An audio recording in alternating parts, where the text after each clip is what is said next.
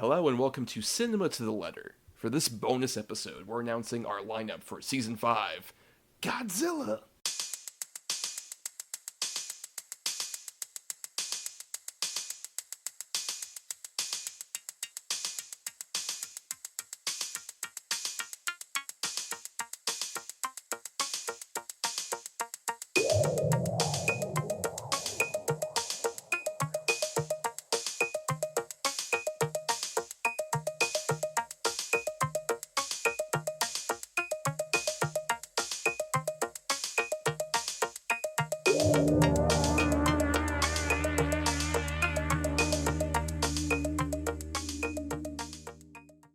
On regular episodes of Cinema to the Letter, we break down the very nature of cinema, letter by letter. For each episode of a film miniseries topic, we cover 6 films that fit a C for classic, I for indie, N for new, E for egregious, M for masterpiece, and A for atypical. Who doesn't love an acronym, am I right? I am Thomas here, recording at our new studios, which are in the middle of downtown Tokyo. I can't believe we got this space. And, I'm just really happy that we'll be able to do this and have no real interruptions from any sort of person or creature or whatever. Because we're in like a big high-rise. Who's gonna fuck with us up here? Yes, hello, and I'm Bryan, and I just bought this giant, massive egg to bring into our recording studio, so I hope that's okay, Thomas. Oh, no, that's great. That could be like right in the middle of this table that we have. It could be like Great a sort decoration. of little... Right, exactly. It really class up the joint. Really appreciate that. And it's Easter colored. How wonderful. But we are here to talk, specifically, Bryan, about another creature of, mysterious origins who I wish visited me every late March to early April. Godzilla. Who, it'll be interesting because, so we're covering Godzilla, which means, Bryan, this is the first franchise we've ever covered on the show. As, That's true. a full dedicated thing. And we should probably preface, as we go into announcing our lineup, our classic, indie, new, egregious, masterpiece, and atypical, we maybe fudged things a bit to fit the indie in there, given, Godzilla is a massive franchise made by, either Toho or Warner Brothers, So, yeah, we kind of futzed with things this season. Yeah, well, it's funny because Godzilla is a franchise that has enough movies where we could pick 6 of our, kind of lineup that we do. Right. And we've made these rules and whatever, but we had to bend the rules a bit to be able to fit this, which I am personally okay with, and I support it.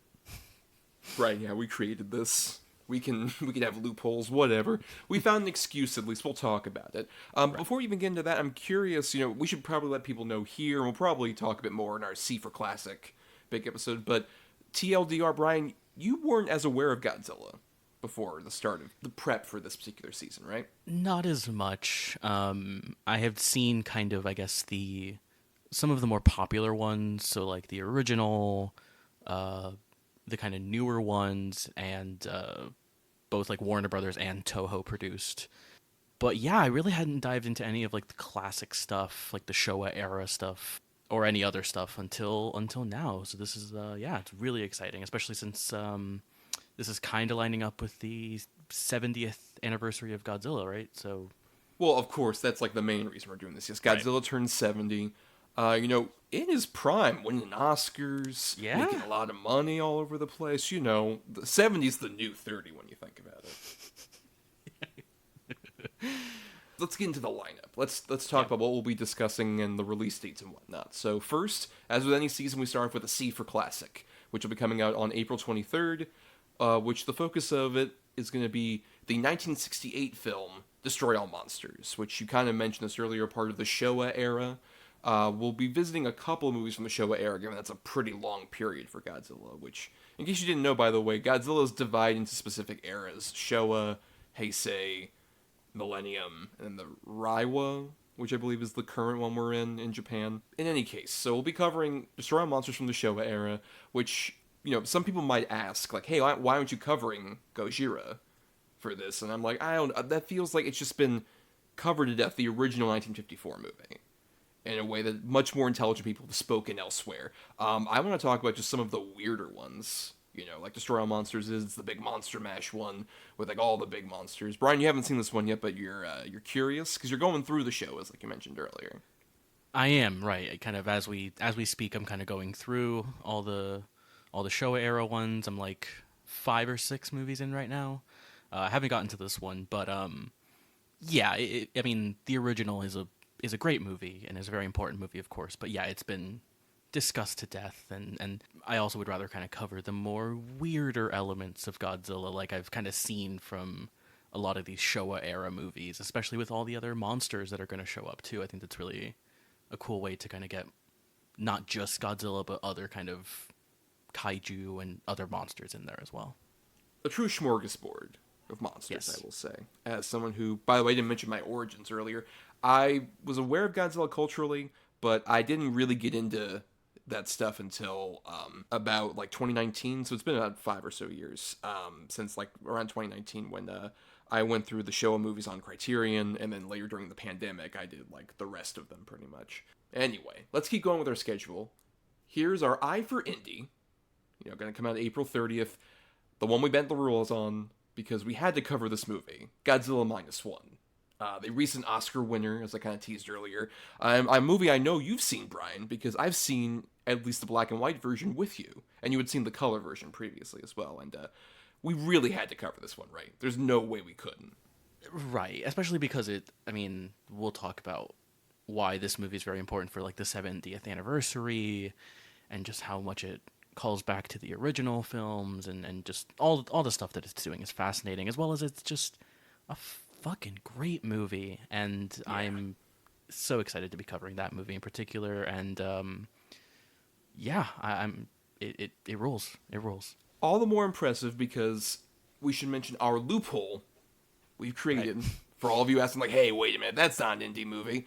Look, as has been reported many times, Godzilla Minus One was actually a very low budget affair for a Godzilla movie. Roughly the budget, from what I understand, it was between $10 to $12 million converted into US dollars from yen, obviously. That's like so goddamn impressive, as we'll talk about in that episode. That movie was done for as small a budget as that compared to maybe some of the newer Godzilla movies. Transition! Next episode, our N for New, which will come out on May 7th.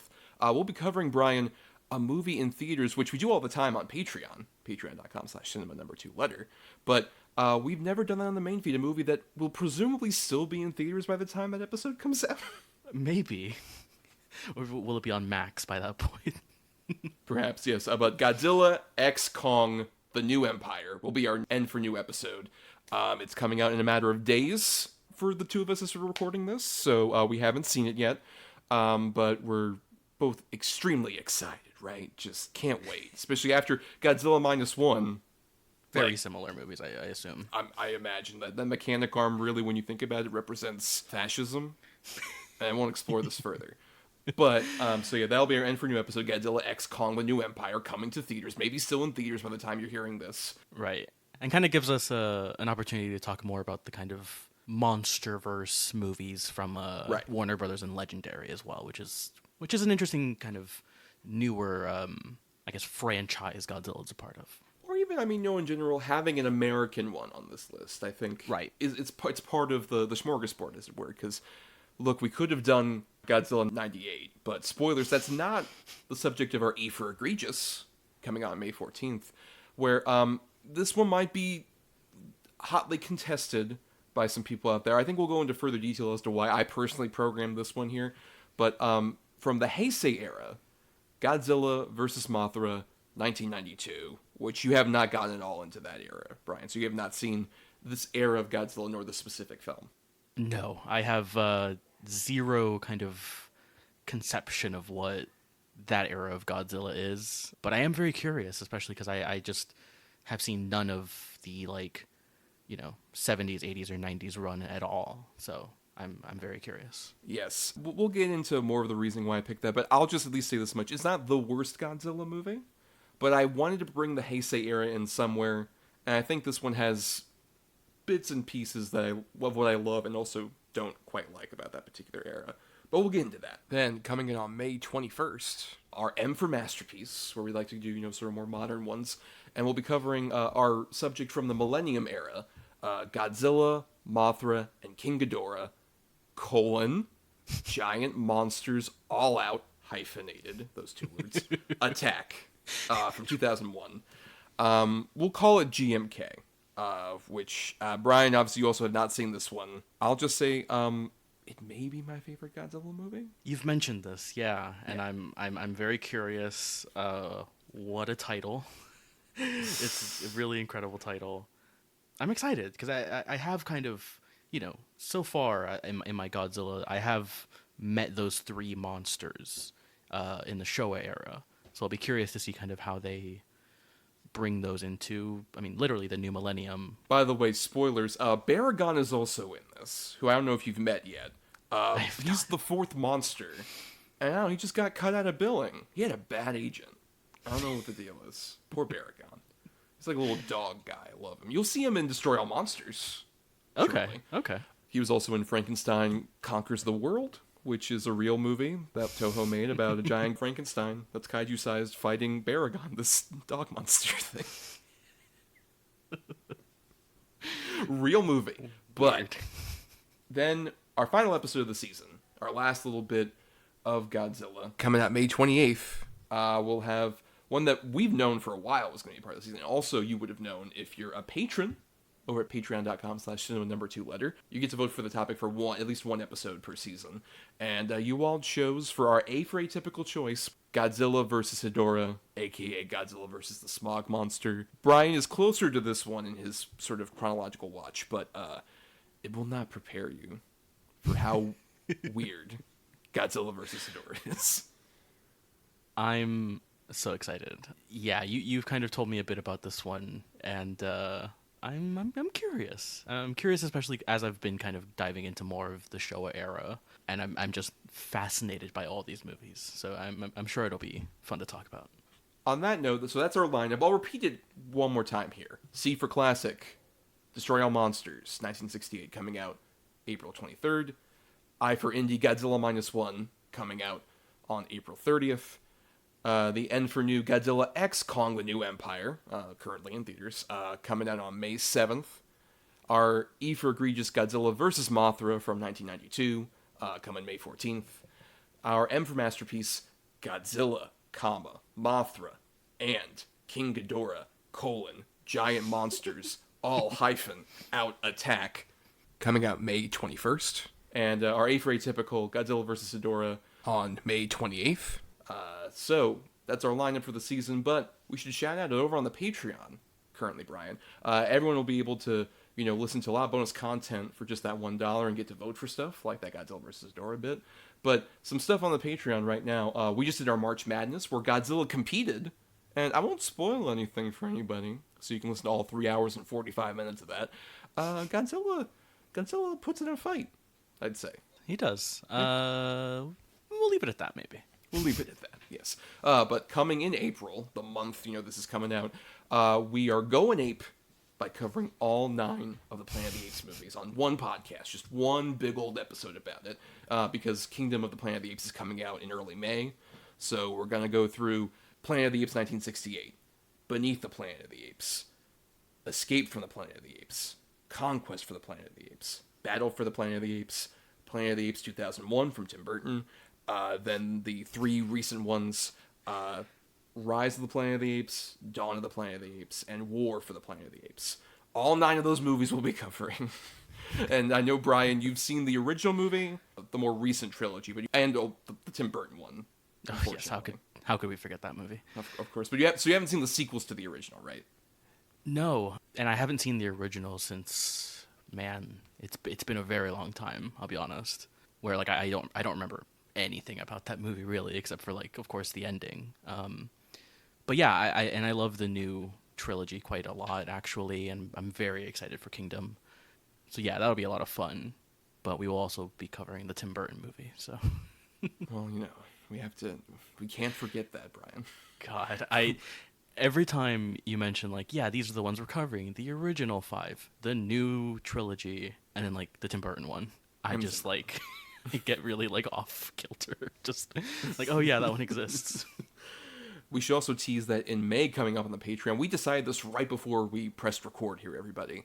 In May, we're going to be doing an audio commentary for Mad Max Fury Road to coincide with Furiosa coming out also in May.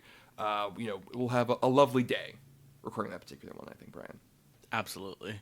I'm just excited to watch Fury Road again. Like, that's just, even that by itself is a pleasure, I think. Yes, and a pleasure for all of you listening, for sure. But we should also mention on the Patreon we do audio reviews for some modern movies like Love Lies Bleeding or Late Night with the Devil we've recently done. We haven't discussed what we're doing in April, but I gotta say, Brian, that Abigail movie looks kind of good. The one from the Radio Silence guys. It's about the Dracula ballerina daughter. Yes, I remember this. Yeah, I think we saw the trailer for that, and I barely remember it, I'll be completely honest. It was one of 2 Dan Stevens trailers we got in a row. There's that and the Hunter Schafer one. Yes. Right after the other. And he's going to be in X-Kong, too. That's true, we'll be talking about him this back. particular season. Yes. He's back.